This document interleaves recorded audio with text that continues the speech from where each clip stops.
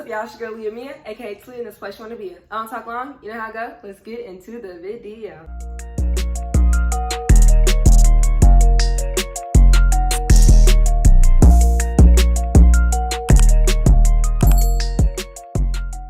Alright, hello everybody. My name is Talia, for those of you who do not know me, and I will be attending the University of Georgia in the fall for class of 2025, and I'm super excited. I kind of want to just tell you guys about the process, the application process, because I know everybody has plenty of questions, so I'm going to talk to you guys a little bit about my experience, the application process, my stats, everything that I did during school, extracurricular activities, and things of that nature, so let's go. Also, if you see me looking down, I will be looking at my computer every now and then just so I can go exactly through the application, because I don't want to say something that's not even on there because I'm mixing applications. So that's what I'm going to do. I'm going to be looking down at my computer to tell you guys the exact order of everything that they're going to ask for, things that I put, just tell you how I answered some of the questions and all of that. So let's go. Alright, so the first thing that they're going to ask, basically they're going to ask all your personal information, like where you live, how many people are in your household, people in college, things of that nature, all that personal information that I'm not going to get into because you're not going to put the same thing as my information. But the next thing they're going to go through is the major selection. So if you don't know what you're going to major in, you will just put undecided, but I already knew that I wanted to major in chemistry, so I put that for chemistry. So I'd be at the College of Arts and Science, and I will be on a pre-medicine, why did I say pre-medicine? On a pre-med pathway. So that's what I put. And then next, they just ask about your academics. They want to know what school you're going to right now, and then you're going to have to self-report the classes that you're in, the classes you're currently taking, and then all of that. I'm not going to get into that too much. And then your counselor will have to send your school report, so make sure they send that. All you have to do is put your counselor's information in there. But what I do is whenever I'm putting somebody's information in the computer that they have to fill out, I personally email them or text them on the side to just give them a heads up that, hey, I'm applying to blah, blah, blah, and I'm going to need a school report. They already know this because this is their job. However, it's going to show, oh yeah, this is important. They contacted me. I remember they did it. Now I'm seeing it. Let me get this done, because they already know. So that's just something that I would suggest doing. That's what I did for everything, whether it was a scholarship application or just applying to different schools. If I needed something from a counselor, a teacher, I would always send it to them through the link, and then I'd also go back and email them as well. So keep that in mind when you are applying. And then they ask for your self-reported academic record. So I am going to go through and talk to this a little bit about myself. They're going to ask you yes or no if you can self-report your grades, but just put yes because you can. So it's going to ask you all from 9th to 12th grade. And it's also going to ask you the number of AB, IB, AIC, or dual enrollment courses that you have taken at your school, because that is going to weigh into the GPA that they calculate. So the GPA that you see on your transcript right now is not how UGA calculates their GPA when they are accepting students, because there are different schools that offer so many AP, IB, or dual enrollment classes that it all transfers differently. Because like my school, you get additional points for honors and AP classes. Some schools may not do that. Some schools may not offer it. So they ask you to report all that information just to get an idea of where you're going to be at when they calculate your GPA. So there was 8,086 students admitted for early action, which I don't know if I even said that. I did apply to University of Georgia early action. There is two different ways you can apply. You can apply early action or regular decision. With early action, it is non-binding. So if you say, hey, I want to go to University of Georgia, I know I have my information already together, I know what I want to do, I have my stats ready, things of that nature, and you think that you have a chance of being admitted early action, I would go ahead and apply early action. Regular decision, you found out a bit later. I believe the deadline for regular decision is around January. Don't quote me because I did not apply, but I know it's around January. And for early action, the deadline to submit that information was October 15th. So early action, it is a bit earlier, and you kind of have to be on the game because I believe the applications came out on September 1st. So I made my account September 1st. I started looking at the things I needed. I didn't do everything as fast as I thought I was going to, but that doesn't matter. I kind of had an idea of what I needed. So make sure you're paying attention if you plan on applying to the University of Georgia. That for early action, the information does come out on September 1st, and then for regular decision, it also comes out around the same time, but you have a longer period of time to submit your application.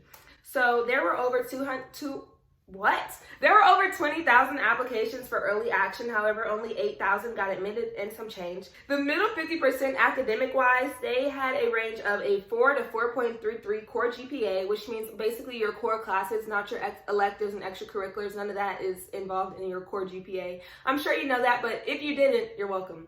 Also, we had 8 to 13. That was the amount of AP, IB, or dual enrollment classes. It was around 8 to 13. 32 to 34 on your ACT and a 1370 to a 1500 on your SAT.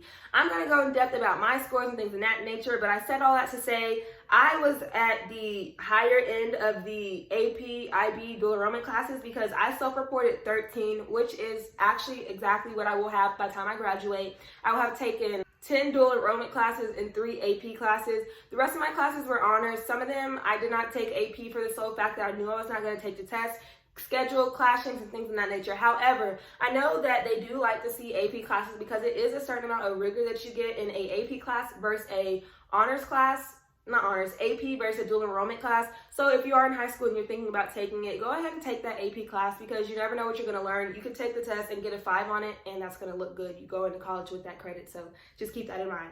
But moving on, that's about your college preparatory curriculum, which is basically the highest math you take in any dual enrollment classes. If so, they want you to report those classes and at what university you took them at. And also they ask about the foreign language that you took and make sure that you have taken at least 2 years of that. Moving on, they ask your test scores. So for those of you who do know, I obviously was applying to the University of Georgia during COVID. So it was a bit harder to take tests. So they did eventually come out and say that you were test optional for this year. So you did not have to submit test scores for the University of Georgia this year. So I actually chose to do test optional, which was a super tricky situation for me because I personally feel like my test scores were on the much lower end. Like I'm not even in the middle 50% of the applicants that were accepted with test scores. I'm gonna tell you guys my test scores, how many times I took it and all that, but I chose not to submit my scores because I did not feel like they were that high and I did not feel like that it added anything to my application that was not already there itself. Like somebody is gonna look better if they have a 1500 versus me with my, I'm gonna get to that. But yeah, so I chose not to do that. And the only reason that was tricky was because I was applying early action. There are a lot of people that will say, if you're applying early action, they're both basically looking at your statistics. They're not gonna really look at your essays and things of that nature, your extracurricular. They just wanna look at statistics. There is some truth to that. However, I'm not going to say I wouldn't rely on that 100%. So if you feel like you don't have the best test scores and you feel like everything else is really solid on your application, the amount of AP classes, everything else, you feel like it's solid, I would go ahead and apply early action because that's exactly what I did. And I got accepted. So you never know what could happen. So I would not wait regular decision because it's a larger pool of kids and your application could easily get overlooked. So on to the SAT scores. I took my SAT 3 times. I took it once in 10th grade, once in 11th, and once in 12th grade. So in 10th grade, by the way, I never studied for this. And I know if I studied, I would have scored much higher.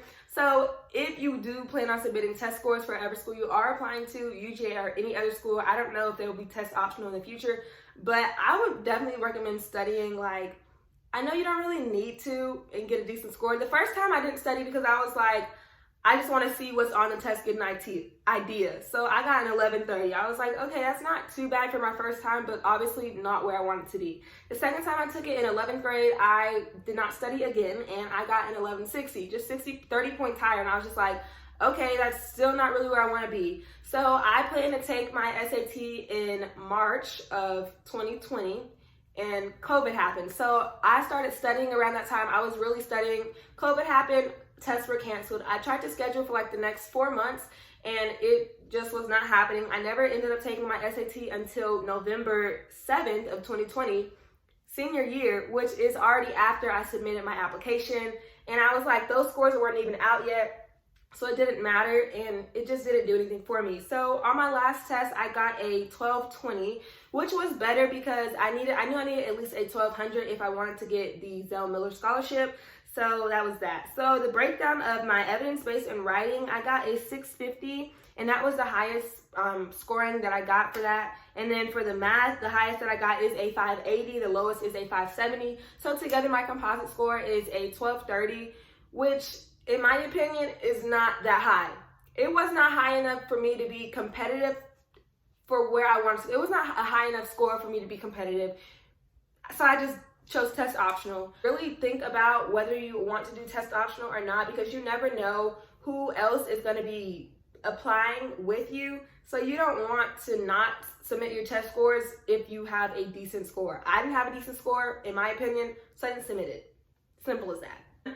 They ask about your school and community activities. I will definitely say this before I go, and I'm going to name the things that I did and all that. I'm going to go into detail about that. But I will say, be involved in your school. It does not look as good for you to be involved your senior year and senior year only versus somebody who's been involved since 9th grade. So definitely take that in consideration when you are applying to schools, or even just in high school. You want to be involved because, first of all, that makes things more fun. Second, you're thinking about the future. So yeah. So they ask you about the activity, your leadership role, years of participation, and then they just want a description of the participation, what you did in that club, activity, or whatever it might be. Maximum words of 200. So it's not super long. I did super small descriptions. I hit the main points of what I did, and yeah. So I was in band, so I was in marching band. I was a drum major. I participated all throughout high school. 10th grade, I became a drum major, so I was drum major for 3 years. And yeah, so I will read this brief description about it, maybe. And yeah, I'm not gonna read all the descriptions because it's kind of straightforward what you feel like you did in that activity. So I said, marching band at the school is so much more than playing an instrument. It's about learning how to collaborate with a large group of people to perform. There are many skills within this program, such as responsibility, leadership, and teamwork. Becoming drum major my sophomore year required all the following skills. As I was tasked at being a student leader, which involved guiding students with music, conducting the band, and being a representative in the band and at the school. Super simple, straight to the point. I did not use maximum 200 words. I do not know how many words I did specifically, but I know it was not 200. I was trying to keep it short and simple and to the point. What I did, how long I did it, the position I had, things of that nature. And something I did try to put in each one was the skills that I felt like I needed in that organization to be successful, skills that I felt like I learned and helped teach other people. So I was also in Student Government Association, aka SGA, and I was the class president for 2 years, and then my senior year I became the overall president. So I kind of just talked a little bit to that. I was in Air Force ROTC at my school, and when I applied, I was the captain. I'm currently the wing commander, which is basically the head of the unit at your school, but that did not apply. I didn't have that position yet when I applied. Personally, if you don't have it, don't put it, because you don't want somebody on the admissions team to come look at your application and then actually contact your school. Maybe for some odd reason, they could possibly contact your school and say, hey, can I speak to so-and-so? Is so-and-so this? Because this is what it says in the application. I doubt they're going through that because it was over 20,000 students that applied, but you never know, they may have some spare time.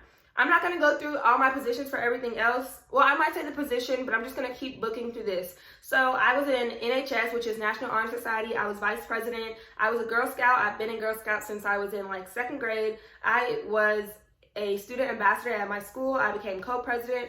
And that was the only things that I submitted for my school activities. You could only put 6 in at a time. So I just chose which ones I felt like were closely related to school. So then they asked if you were an athlete. They want to know what you participated in. When I was in school, I was on the swim team and I did volleyball. So I put those 2, how long I did it, and the positions I had, what I felt like I gained from the team, what I felt like I gave, things of that nature. So then it goes to your work and summer activities. It's basically the same exact thing, but it wants to know if you ever had a job. And I would definitely say if you have had a job, make sure you put that, because they're going to look at that and look at your academics and say, oh wow, she really balanced this, or he really balanced this with that. He was working this time, 9 to 5 job, he was still going to school, still getting classes. What am I saying? I don't know, but you get the point. He was still going to school, he was still doing activities, he was still super involved, or she was still super involved. And that's going to be like, oh wow, they have good work ethic because they maintained all A's while doing this, and that. So if you had a job, included. I never worked personally, but I did have summer activities that I put in place of that. So I put 5 activities that I had. Those consist of Distinguished Young Woman, which is a program that I'm not going to get into, but if it's a super good program, if you are a female and you are about to be a senior and you're currently a junior, I would definitely look up DYW because it's a great program. I was also a participant at the University of Georgia Vet Camp. So if you are going to UGA or you plan on going to UGA or any other school, I would definitely say get involved in the programs and camps that they have at their school. When I went in, you already go through the process of an application. They're already weeding people out from that process. So just knowing that, oh yeah, she was already here for the camp, which means she already met the criteria for this, it's going to look good when you come apply for college. Does that make sense? I hope it does. Moving on, I was in Youth Leadership Henry. I was on the youth council of my school, youth council of my community, which I will not state because it's too close to my community, but I was on the youth council there. And I also swam for like 12 years outside of school competitively. So I put that as well. All right, next we are going to be moving on to the recommendations. So I'm going to leave you with this one gem that the guy that was over admissions at University of Georgia, he came and visited my school in like 10th and 11th grade, and I went and I sat in, I listened to people ask questions. It did not pertain to me at the time, but I knew at some point it would, because I was going to apply to Georgia, whether it was my first decision or my fifth. I knew I was going to apply, and I wanted to know what they thought. So basically with recommendations, he told me they are not required. They are not required. So if you were not the best student and you don't have a teacher that you can say, hey, may you please fill out this recommendation? I'm trying to go to the University of Georgia and I feel like your words will really help me, just don't. Because you're not gonna look better or worse than somebody who submitted a recommendation, because 9 times out of 10, they may not even get to the recommendation, which is exactly why he said, if you do submit a recommendation, only submit your best one. Submit your best one. You can have 10 recommendations, but let's say one teacher has a really thorough explanation about why you were a good student, what you brought to the class, things of that nature, speaking about your character, and then the other one just has a generic one that they send to every student. Unfortunately, this is the one that they pick, and it does not speak to you as an individual. So if you do send a recommendation, I definitely recommend sending one recommendation about a teacher that's going to speak super highly about you, if you did phenomenal in their class and things of that nature. You don't want a generic recommendation, especially, and just send one. That's what I did, and I sent it from my AP psychology teacher. Reason being, I was chosen for the AP psychology student of the year, so she already thought I was a good student. I had good work ethic in her class, and she was a graduate of the University of Georgia. So strategically choose people for your recommendations. I'm not saying that helped me out in any form or fashion, but that is the mindset that I had. I might as well pick somebody who knows about UGA, went to UGA, to write about me and recommend me for UGA. That's all I'm saying. Just keep that in mind. One recommendation, strong recommendation, just choose it strategically. Up next, we have the essays. And this is a part that everybody procrastinates on the most, because it's just hard to really find what you write about, what you want to write about. Even myself, I told y'all, I opened the application on September 1st, and I did not submit it until October 11th. And that's because I was procrastinating on my essay, because I wrote one, sent it out to get revised, didn't like it, wrote a completely different one. So basically, you had to do 2. They're not even super long essays. People make them seem like they're just like 2 pages. They're not that long. They're honestly like 5 paragraphs, if that. The one that is mandatory reads, the college admission process can create anxiety. In an attempt to make it less stressful, please tell us an interesting or amusing story about yourself from high school years that you have not already shared in the application. The other one I chose was the lessons we take from obstacles we can encounter can be fundamental to later success. Recount a time when you faced a challenge, setback, or failure. How did it affect you, and what did you learn from this experience? I feel like this essay can speak a lot about character and just about you as a person, and that's why I chose this one. Initially, I was going to just do a free one and just write about whatever I wanted to, but when I went back and looked at other essays and how they were structured and what they talked about, I was like, I feel like this essay might be the best one to really tell something about yourself, something that you've went through that might stand out in your application. But those are your options, and I definitely would say get a head start when you're writing your essay. And also, that second essay, I did not send it out to anybody. I felt like I'm a strong enough writer that I didn't really want a second opinion on it, because I kind of stubborn. I knew I wasn't going to change anything about that one. And the first one that I sent out, it took too long to get sent back to me. So I was just like, you know what, it's good. So none of my essays were proofed by a teacher, but I will say, if you don't feel like you're a strong writer, or if you want somebody to look at your essay, send it out to a teacher, a friend, parent. I know my mom definitely, I read them out to my mom, and she kind of critiqued, or not really, she kind of just listened to what I had to say, told me if something wasn't clear, things of that nature. But I would not stress about sending your essay to 1 million people to get them to critique it, because that's just going to cause unnecessary stress, in my opinion. But I definitely would say at least 1 or 2 people. I did my mom, and that was it. But you may want to do your mom and maybe your favorite English teacher, somebody that knows you well, or someone like that. And that is all I'm seeing. That was the end of the application.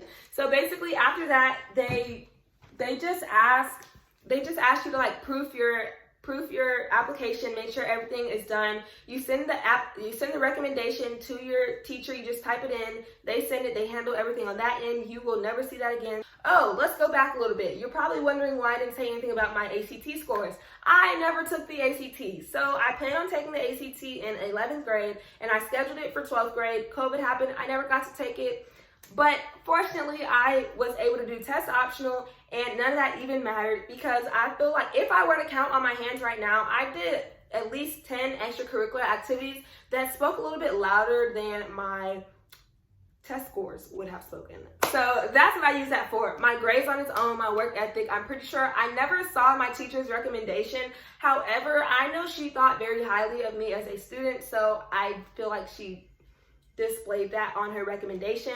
If you don't feel like your teacher's going to do that, you can definitely ask them to see it, and you have the option when you submit your application if you want to make it private where you cannot see the recommendation, or if you want to see what your teacher actually says. I was accepted early action, and from that acceptance, I was actually also admitted into their honors program. I'll definitely speak to the honors program when I'm actually in the honors program, know a little bit more about it. All I know is once you submit your application from early action, there's like a line. If you get scored so highly, these students, they automatically get sent the honors college. You got accepted automatically based off your regular application. However, if you do want to enter the honors college, there is a separate application that you must fill out. So let's say you got accepted early action, but you did not get the honors program acceptance, you can fill out another application. It's pretty simple. I looked at it myself, but I didn't have to fill it out because I was accepted automatically based off my initial application. And honestly, that's the best way to go. So with your application, just put your best foot forward. Do not procrastinate. It's a really straightforward application. The only things on there that is time consuming is extracurricular activities. That little section, it's like two little sections. It's 2 sections you can put that information in, and also the essays, because you never know what you want to write about. I really took a long time figuring out what I wanted to write about, but everything else is super straightforward. Do not procrastinate, and feel free to leave any questions down in the comment section. I try to respond. No, I do respond to all the comments that I get, every single one of them. Whether I just like it, if it's a question, I answer it. Whether it's just something I feel like I can respond to, I respond to all of my comments. So feel free to leave a comment if you have a question, because I definitely had questions when I applied, and I reached out to people that were already at the school, and they were super helpful, and I would love to lend that helping hand to somebody else that I may not know, may know. Feel free to DM me on Instagram, all that good stuff. If you have a question, reach out, feel free to ask. Aside from all of that, I hope you guys enjoyed this video. Make sure you guys like, comment, subscribe, and if you're new to the channel, turn on your post notifications so you get a little ding every time I make a video. And remember, if you're not lit, you must exit. Okay.